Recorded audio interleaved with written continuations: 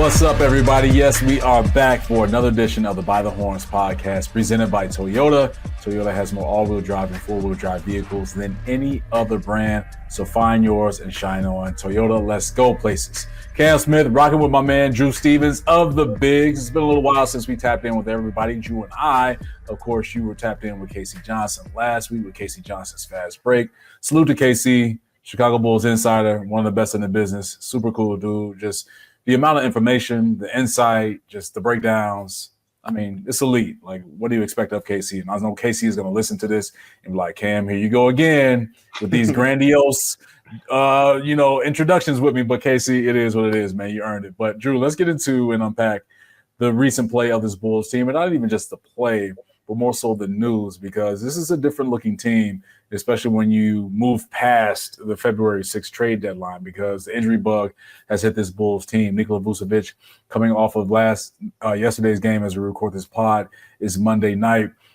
Yesterday's game against the Indiana Pacers, misses his fourth consecutive game with that calf injury. And then some major news that happened over the weekend was Ayo Dosunmu being shut down, ruled out for the rest of the season due to shoulder surgery. Now, it's the left shoulder for Ayo, and we know Ayo is tough, right? That doesn't have to be brought up or explained, but he played Friday against the Toronto Raptors, that game that went into overtime, and made a big steal and had a big dunk to really push the Bulls forward in that game. So some guys are getting more minutes. Guys are getting more opportunities. Some guys are taking advantage of it. But from a injury standpoint, let's start off with Ayo, since he is done for the season. And you look at his numbers mostly across the board, but when it comes to points, rebounds, and assists, he was having a career year and really elevated in every single one of those categories. And I've always viewed Ayo, especially since he's been drafted with this Bulls team, Drew, as someone that no matter what is required of him, he does it, and does it without a peep in terms of like any backlash or saying, I don't want to do this. Ayo's never going to do that. There's been nothing that has come out that says that Ayo's kind of going back and forth in terms of he wants a bigger role, a better role. If he's going to start, he's like, cool, I'll start. You want me to come off the bench? I'll come off the bench. But what you get is one of the better guard defenders in the NBA, and also one of the better guys in the two-way format on what he's able to do and pushing pace and getting downhill, Drew. But it's a big void that the Bulls have to try and fill in some ways, and maybe they're trying to do it with a group of guys, the newcomers that they have from that guard group, because they have at least 8 guards on this team, and guys that are in that position of initiating offense or creating offense off of the bounce. But let's take it here from Ayo's standpoint. We were there at Media Day, listening to Ayo, had our side conversations with him, and physically he looked like he was in the weight room, put on some extra weight, put on some muscle, and a guy that was ready for his role. And that was one of the leaders of this team. And even though he shot the ball and struggled in that area to start the season, he had moments this season where the shot looked good, he was in control, and playing some great basketball. Yeah, you and I have spoken to the fact that he was like the best driver of the basketball on this team, even when Zach was here. Just the way that he put pressure on defenses, whether that be in the half court or in transition.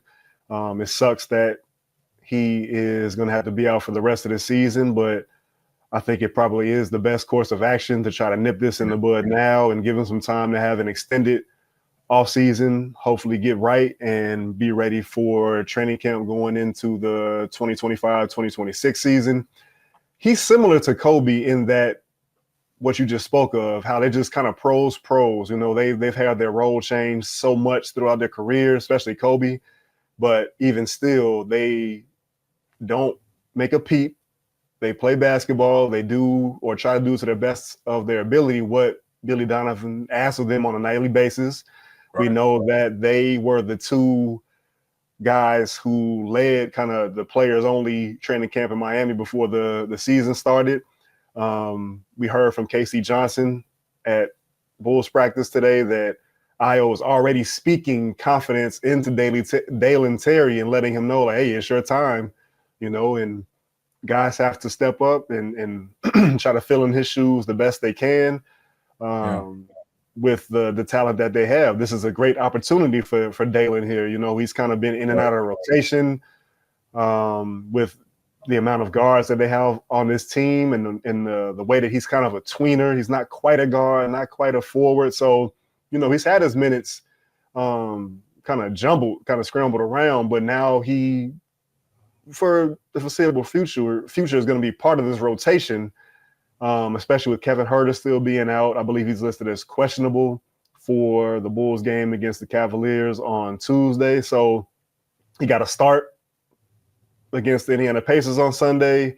Didn't start the second half, but these opportunities will continue to come for him, and you just hope that he can lean into them the best way that he can. We know that the shot is still something that he's working on and working through to get better at, but he's going to bring a certain level of physicality, a certain level of, grit and grime, kind of the toughness of this team. As Dalen Terry is not afraid of anything or any situation. We've seen him step to Isaiah Stewart of the Pistons. Yeah, he wanted that smoke. He definitely wanted that smoke. For sure. Yeah, so there's there's something to take away from, I think, these games that we see him in moving forward. And again, you just hope that he can keep the foul trouble in check and just bring that energy. This team can use that. There's not a lot of guys on this team that have the kind of motor that he does. So I'm looking forward to seeing what he does with the minutes that he gets.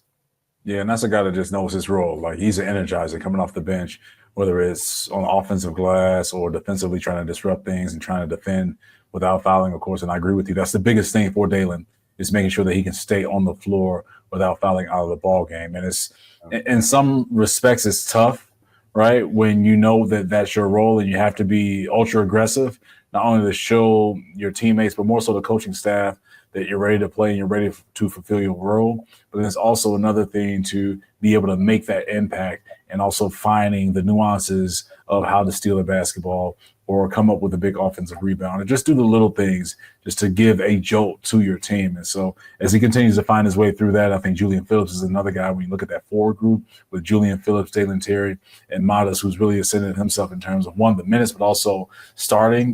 Modest got his 10th start the other night against the Indiana Pacers on Sunday. So you're looking at a guy and a group with Patrick Williams being out, and so we got to throw him in the injury roles. It's something that we touched on the By the Horns podcast before, with him trying to get that knee right for himself. And hopefully we can see Patrick Williams towards the end of the week with him. It'll be interesting to see what that conversation is like with Billy Donovan, with the potential return of Patrick Williams, also 𝗍tože Vucevic. I mean, you look at those pieces, you're looking at them as part of your future plans. I'm just going to say that because Vuce was unable to be dealt before the February 6th trade deadline.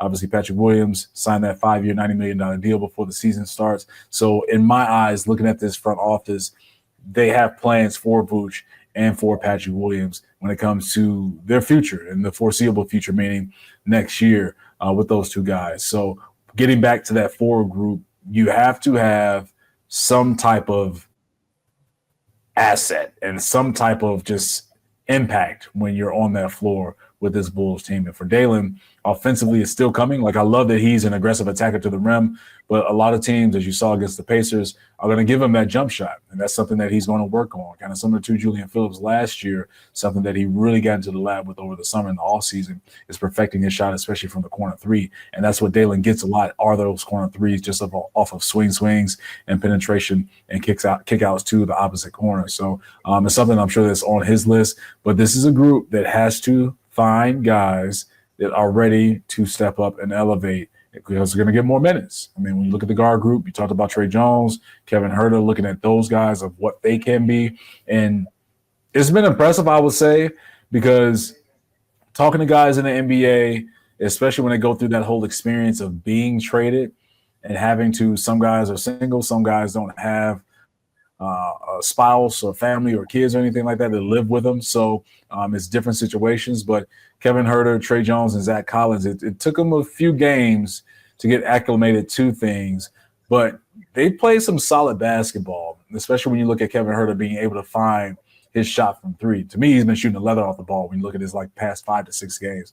A dude that's really been knocking down shots and shooting at that 39% clip, and that's where he finished off in the month of February. But also Zach Collins, 2 of the last 3 games, Drew, double-doubles for Zach Collins, and just his fluidity on the defensive end and that tenacity and physicalness that he brings, I think, is a nice addition to that Bulls front court that's already depleted when you look at guys that are out and the guys that are no longer with the team. So Zach Collins is one of those dudes that, to me, is a keeper in a role off of the bench, because I think you need that with his size and athleticism, but then also just his hands. Like, that's been impressive, and something that I didn't notice about Zach Collins until he got with the Bulls was just how he's able to, in those pick and dive situations, screen and dive situations where he's catching the basketball and able to make moves in tight spots to get a shot up. So that's been impressive as well. We talked about Tre Jones, who's always been stable. I don't know, there's something with the Jones family. Like his brother Tyus Jones is the same thing. The starter over with the Phoenix Suns is that you know what you're going to get. You're going to get a point guard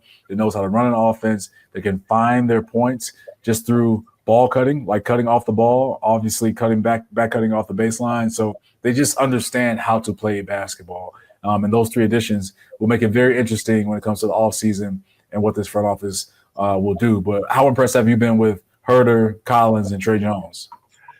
So Tre Jones, to your point, I think he's been everything that we've heard of, the advertised, point guard that he's been in his career. Not necessarily a shooter, but somebody that just doesn't make mistakes. He's not the type of player that's going to shoot himself in the foot or the team in the foot. Like, he's going to make plays. He's going to be solid. He's not going to turn the ball over. He's going to get guys open shots. I've been impressed with his finishing at the rim. Yeah, that's a good point. It's a good point. Especially for a guy that's maybe 6 feet, maybe 6 feet. Yeah. Yeah, he's just kind of crafty. He's got more craftiness to his game than I thought he did. And then Zach Collins and Kevin Huerter have played better than the reputations that they've came in here with. Especially Zach Collins, a guy who's dealt with injuries, been in and out of lineups, hasn't played to the level that people, I think, expected him to out of Gonzaga. But he looks like Vucevic light in the sense of how offense can, in some respects, be ran through him. In terms of, getting the ball at the nail, him setting screens, rolling to the basket. Decent passer for sure. He attacks the glass. He's more quick-footed than Vooch is, so he brings a different element to the defensive side of the ball. So I've been pleasantly surprised with all three of those guys. I know that when that trade first went down, it was looked at as the main thing that came back from sending Zach to Sacramento was just the Bulls getting that first-round pick back, having access to all their future firsts, and kind of being freed up in that respect. But now, seeing how these guys have played, again, it's a low sample size what we have from them now in Bulls uniforms, but it speaks to maybe what the front office was looking for and what we know is their preference now to look for young guys who have some years of experience in the league and trying to mix that in with what's already here while also looking toward the future and maybe what can happen in the draft. So man, it's gotta be fun, I think, to play in this system where it's not a free-for-all, but it's equal opportunity. I know that Josh Giddey has the ball in his hands a lot now with Zach being gone. Kobe has the ball in his hands, but this team is unselfish. They depend on assists. There's not a lot of self-creation going on, so it's got to be fun. You get to run up and down. Obviously they want to shoot the three ball, so I think there's some of that mixed in there too, where the philosophy that this team plays with kind of feeds into guys kind of getting acclimated better and maybe not feeling as much pressure as they would in maybe some other systems around the league. Because at the end of the day, for not even just those three guys, but a lot of guys, the majority of guys on this Bulls roster, this is serving as an audition for them, for not only this franchise, but other franchises as well. So you're putting stuff out there on tape that is either going to help your case or hurt your case when it comes to staying with this team or finding another destination. But with those three names that were mentioned, and just obviously because they're the newcomers, I think they've done themselves a good job of proving that, look, you have to take a harder look at us staying with this group because they all provide something that moving forward with this team, the Bulls can use. And I think shooting, every NBA team needs shooting. And if Kevin Huerter is going to return to the Kevin Huerter that a couple of seasons ago with the Sacramento Kings, and even when he was with the Atlanta Hawks, that was just a knockdown shooter. That's where you earn the nicknames of like Red Velvet and all these different nicknames. I'm not calling them Red Velvet, but to each their own. But if you can shoot the ball at that clip, it provides an extra level of offense for you to where other guys like Coby White, like Ayo Dosunmu, like Modest Buzelis can really get their game going. I mean, we've seen it so many times with other NBA teams of how shooting opens up really the focal point offense guys, even with a guy like Nikola Vucevic. It just spreads out that floor to where defenses can't pack things in and play you for the drive all of the time. You have to keep defenses honest. And so having a shooter like that in Kevin Huerter makes sense. Same thing with Zach Collins. You need some type of toughness, some type of physicality, a guy that just doesn't care. And I mean that in the most respectful way. Like Zach Collins walks onto the court, he does not care who he's lining up against. He's going to go at you. He's going to attack you on the offensive glass. He's going to play within the system. And when he has his opportunities with the basketball, he's going to go attack. And so you need guys with that type of mentality because it builds that toughness. It builds that just knowledge and that identity for this Bulls team that when you face off against them, it's not going to be an easy night. So it's part of that. I think Tre Jones is the interesting part within those three guys, but also this entire dynamic of the Bulls team, knowing that they are so guard heavy with Josh Giddey, with Lonzo Ball, Ayo Dosunmu. You have multiple guys out there, Javon Carter, who we believe is going to take his player options. And we talked about that with KC Johnson a few pods ago, is that how does Tre Jones fit within the grand scheme of things for next year? Do you try and package him up and trade him to get something in terms of draft capital or some type of asset moving forward with this team? So some interesting decisions have to be made for this Bulls team as we get closer to the regular season, and maybe those decisions are being made and have been made already. They're just kind of keeping their cards close to their chest on it. But getting back to a guy like Ayo, as we mentioned, out for the entire season with the shoulder surgery. So we're hoping that Ayo can get the recovery, take his time. Obviously, there's no rush for him to get back because he's going to have the rest of the season and the entire off season to really get that left shoulder right. But definitely one of the dudes that stepped up and added another level to his career from what we were able to see this season. So salute to Ayo, and hoping that you have a speedy recovery, my dog. Looking at Vooch, man, 4 games he's missed. Oh, go ahead, Drew. No, I was going to say, what are going to be the potential reverberations of Ayo's injury? We heard from Casey Johnson that 7 teams, as many as 7 teams, were calling on Coby White. We know that both Coby and Ayo are going to be in the last year of their deals next season. So with this shoulder injury to Ayo, does it put more emphasis on the front office trying to move Coby?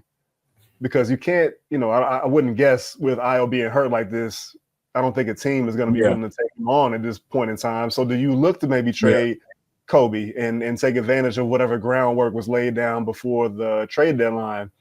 Do you look at maybe trying to re-sign Tre Jones, who's in the last year of his deal, even though you have so many guards? Do you keep him around as insurance?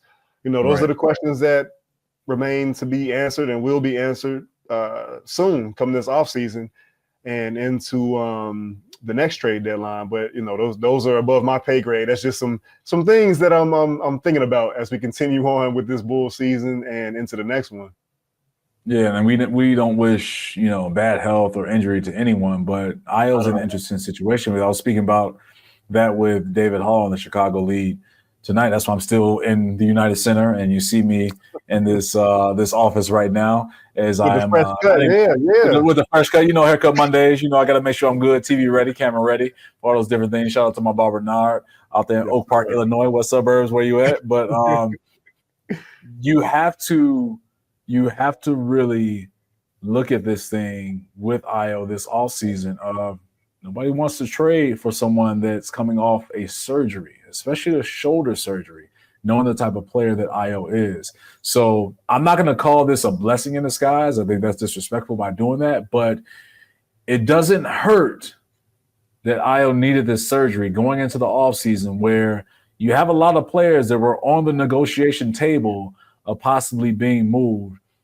maybe you have those conversations about Coby White. And we know those conversations are going to come. And not to say that the Bulls are looking to trade Coby White, but you have to entertain what's possibly there. And we know this front office is doing that because they're building towards the future. We've heard that in so many different ways through 𝗵𝗺 𝗂𝐻𝗶𝘶, of course, with just what their mindset and their mentality is when it comes to that. So, again, they have some questions that need to be answered. And we'll find that out as we go through the rest of this regular season. As I mentioned, 21 games left for this Bulls team. But going back to, I was bringing up 𝗍𝗶 Vucevic with him missing the last 4 games with his calf injury. We talked about Zach Collins stepping up to the last 3 games that Vuce has been out. Zach Collins has put up grown man double-doubles. Like, he's been, I'm not going to say a force, but he's been a dude where you look like, okay, yeah, you're playing like the lottery pick that, you know, you were drafted at when you came out of the draft from Gonzaga. But what is this situation for you when it comes to Vooch, given the timeline where this Bulls team is? 21 games left. It's a calf injury. And we could throw Patrick Williams into that as well. Would it make sense for these guys to return before the regular season is done, especially a player like 𝗍𝗶 Vucevic? So I don't think so. I don't think it makes sense for Vooch or P. Will to come back, especially P. Will. I think in his case, the season that he's had, him coming off his own surgery last summer, I think it's in his best interest, the franchise's best interest, to let him go into this let his offseason start now. Let him get right for next season. Let him begin to work on his ball handling, his body. Is he comfortable playing at the weight that he's at now? Does he want to lighten up? Does he want to get quicker on his feet? Because he doesn't look as quick nowadays as he did when he was a rookie. I was watching some of his rookie clips a little while ago. He just looks like a different player. And Pat has always been like a physical specimen, but he looks bulkier now. And I wonder if some of that is because of that offseason surgery, and just not being able to maybe do what he wanted to do or what he would have done had he been healthy. So now you give him a longer runway going into next season. Let him work on whatever it is that the coaching staff feels like he needs to trim down, whatever the case may be. And hopefully that kind of serves as a springboard for next season. We see, a different P. Will, or at least one who's playing closer to the expectations that this franchise has for him. In Vucevic's case, I feel like, this calf strain doesn't seem like it's anything serious. But again, K.C. Johnson told us that there's been some sort of groundwork laid. We didn't know specifically who that groundwork was for or how many players that pertains to, but you would think that maybe that's for him. You let him, take some time away. You give Jalen Smith, Zach Collins some more time to play with the other guys on the roster. You see what they have. What can they do? One interesting thing, I wonder if Jalen Smith hadn't suffered that concussion against New York, would he be the one starting in Vooch's place instead of Zach Collins? Or do they prefer to keep Jalen Smith in the lineup kind of like in those small doses? Not a starter, but he comes in, spells Zach Collins here and there. So it's just things I'm thinking about as this season goes on, like I said. But in my opinion, the rest of the season should be for the younger players on this roster. I can see that. I can see that, especially for Vooch, who's dealing with that calf strain at the age of 34. And not to say that Vooch is at this point of his career where, he has 1 or 2 good years left. No, he's far from that. Like, Vooch is going to be fine, but still with a calf strain, you don't want that to lead to anything else. And we're not medical people on the By the Horns podcast. Like, that, my degree is in communications and radio and TV, so that's why I'm doing what I love right now by bringing you the By the Horns podcast and being with the Chicago Sports Network. And Drew does this thing. Man, what's that? Where's that degree from again? Man, some school in Southern Illinois and Carbondale, Southern Illinois University. Let me stop playing before some real SIU people are like, damn, don't you disrespect the Salukis like that. No, SIU Carbondale, come on, man. And I'm not gonna. I shouldn't even say SIU Carbondale because there's only one SIU. So if you take that as disrespect, SIU Edwardsville, then it is disrespect because it's only one SIU. And just check the history all the different things, all the great people that went to Southern Illinois, that graduated from Southern Illinois, and definitely we gave y'all work on the basketball court. If you were brave enough to play against us. Y'all didn't play against us when I was there from 03 to 07 because y'all knew what was up. So I digress. But it really makes it interesting with Vooch. You don't want that to linger. You don't want that to transition to something more serious. When you talk about a lower body injury with a guy that's 6'10", again, at the age of 34. And also, you don't know what the plans are with Vooch and this front office, right? So you don't want to have someone with an injury coming into the offseason, a serious injury, I should say, coming into the offseason, and now you're trying to bring that to the negotiation table. It's going to be difficult to try to move that. So, again, those are part of the questions and decisions that this front office has to make as we move forward on things, man. But, Drew, we're getting closer to the NBA playoffs, and the Bulls right now are a 10th seed in the Eastern Conference, 2 games up on the Philadelphia 76ers, 2.5 games up on the Brooklyn Nets. Philly's not winning. I don't think that they have, and they're prioritizing winning. And, in fact, I spoke with Mark Jackson, former Philadelphia 76er, not the point guard Mark Jackson, but the big man Mark Jackson from the real Philly. And he does commentary and analysis for the Philadelphia 76ers on NBC Sports Philly. But he was just saying himself that with this 76ers team, it should be about tanking. And he said, I know the NBA teams and front offices hate saying that word, but for the 76ers with Joel Embiid out, how Paul George has really underperformed and underachieved for this team coming in. And then, of course, just the changes with this roster, and just they've been so fluid in guys coming in, coming out, that they've traded and let go, that at this point of the season, you want to try and put yourself in position to get one of those higher draft picks and try and find yourself within the top 5. So it was interesting to hear that from Mark Jackson, but then also just saying, all right, well, I get it. I get it from that standpoint of wanting your team in position to really hit it big on this upcoming 2025 NBA draft, because whatever needs to be figured out with the 76ers, you're hoping that happens in the offseason, and you have a Joel Embiid coming back healthy. You have a Paul George coming back healthy and a little bit more acclimated to Nick Nurse, the East Coast, playing with the Philadelphia 76ers. You don't have to worry about Tyrese Maxey. He's good. Like, Tyrese Maxey is going to be fine, despite how we played on Saturday against the Warriors. But the Sixers did win that game because of Quentin Grimes had 44 points. But that's another day for another story. Shout out to Quentin Grimes on that. But these are the things that the Sixers are weighing. So when you look at this Bulls team and where they're placed, and it's a familiar foe right ahead of them in the play-in, the Atlanta Hawks with that 9 seed, so we can get Chicago, Atlanta, part 2 in the play-in. Potentially this time, if it started today, that play-in game will be in Atlanta. Bulls are the 10 seed and the Hawks are the 9 seed.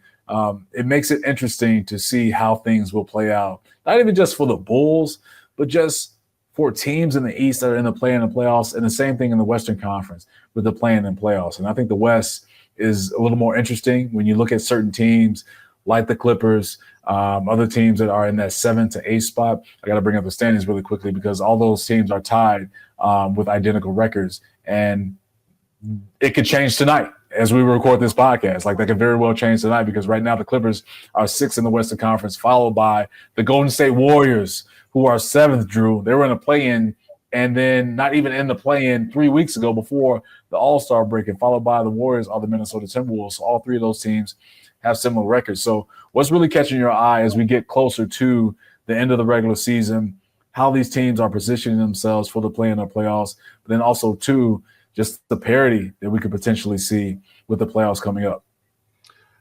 So the Western Conference is the varsity conference of the NBA. Those teams you just reeled off are like separated by a half a game. So the Clippers are in 6th. Yeah. The Mavericks are in 10th, but they're a half game behind the Clippers. So just how that shakes out. Zach LaVine was named the Western Conference Player of the Week today.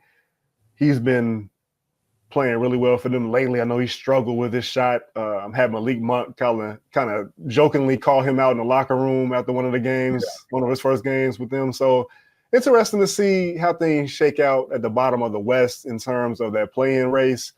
on the East side of things, nobody seems to want that 10th spot. Like you spoke to, Philadelphia, they're in a position where, you know, they need to be doing whatever they can to make sure they keep that pick that is top 6 protected. You know, if they fall out of that 6, out of those top 6, that goes to OKC. So they have every motivation to be trying to get as high a pick as they can get.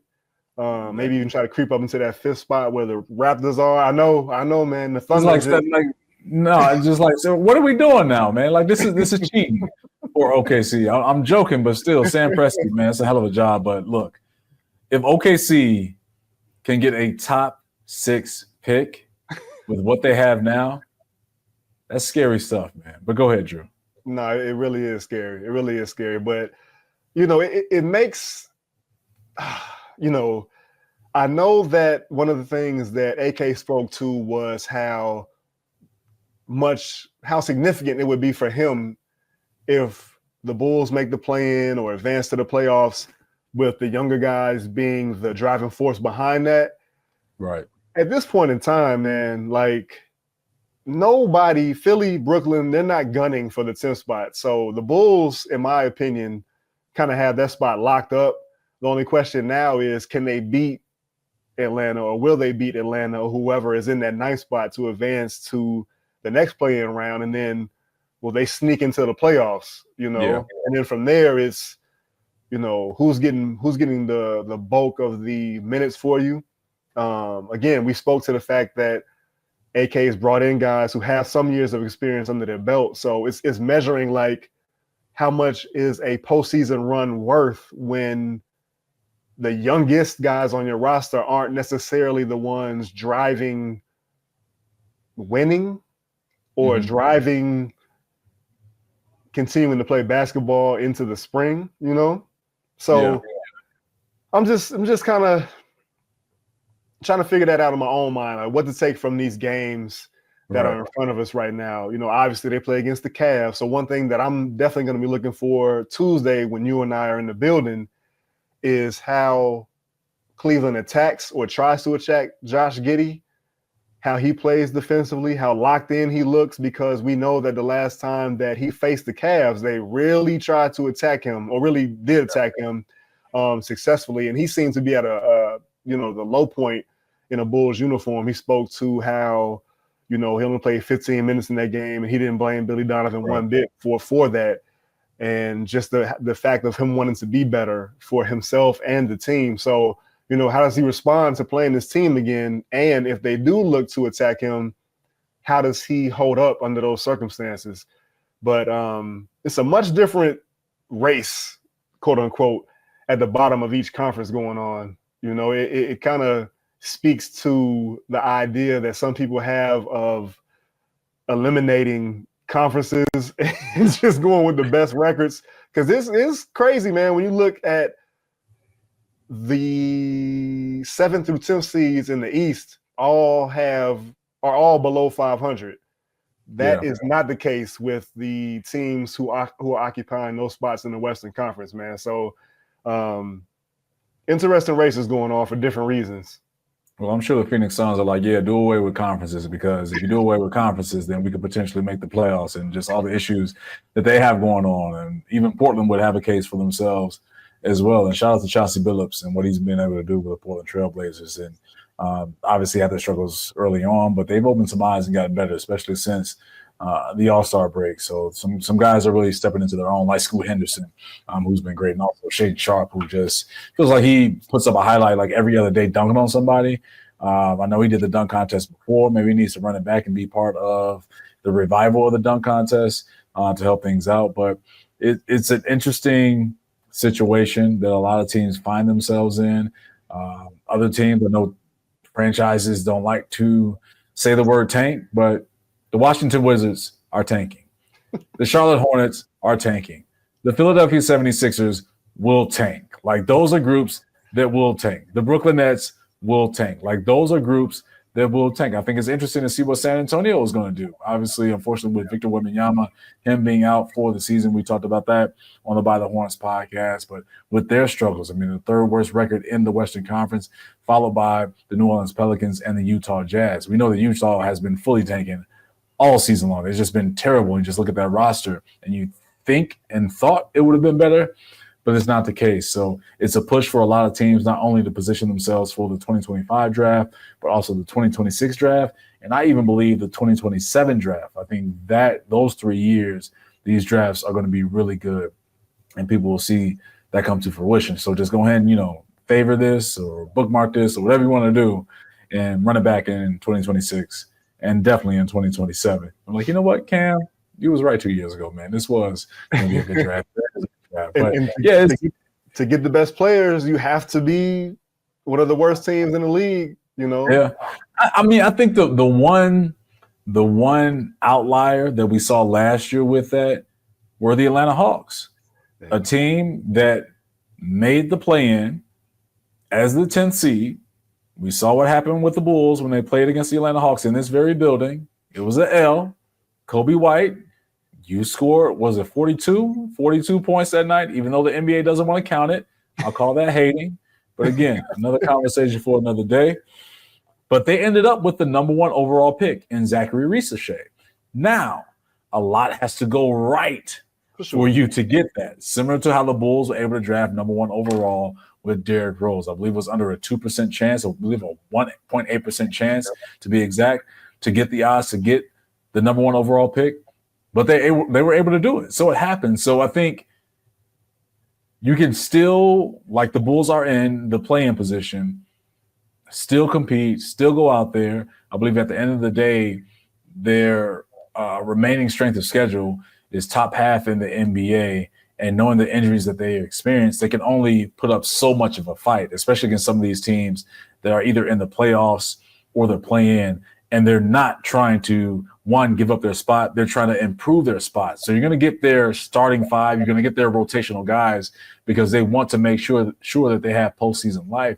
So this Bulls team will be in an uphill battle against some of those better teams in the Eastern Conference, and definitely when they go on a West Coast trip. Mm-hmm. But you can still compete. You can still rattle off some wins and possibly still get a top 3 pick, top 5 pick. There's a flip side to that coin, too.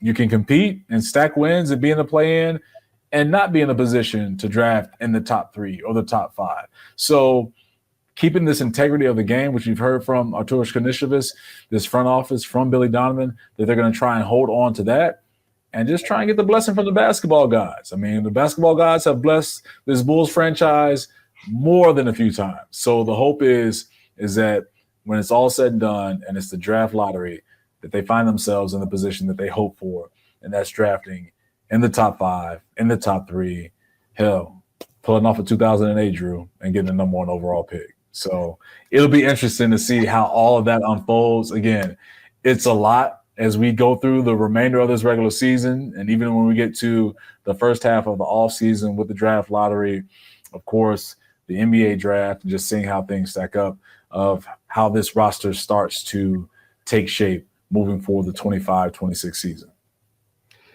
Yeah, I mean, it's a strategy, what they're going with right now. We'll see how it pans out. They still have to execute. Right. And, in some respects, I commend them for, leaning so hard into the integrity of the game. We'll see what happens. We'll see how it shakes out the rest of the season and going into the draft and where they potentially end up and where they pick and who they pick and how that affects things moving forward. Yeah, definitely, man. All right, Bulls, 3 of the next 5 will be at home starting tomorrow night against the NBA's best team, record-wise, the Cleveland Cavaliers. I don't want to start no mess. People going to be in the comments saying, Cam, you saying the Cavs are the best team in the NBA?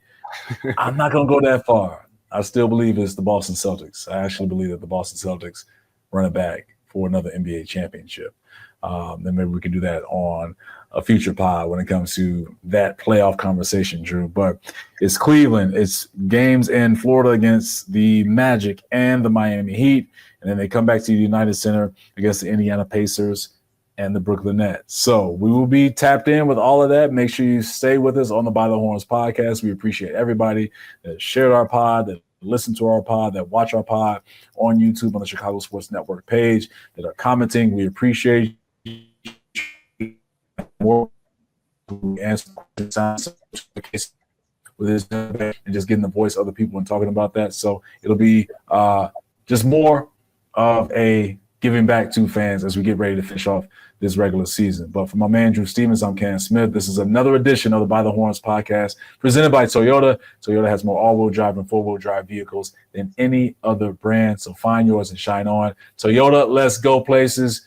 Make sure you go to the barbershop, get you a haircut, because if you're watching on YouTube, you got to be fresh out here in these streets. The weather getting warmer, Drew. The weather is getting warmer in Chicago, man. You can't be out here bumming with no lining. You're right. Now, we're good. We are good. But there's some people out there, they need I'm trying to get like you, man.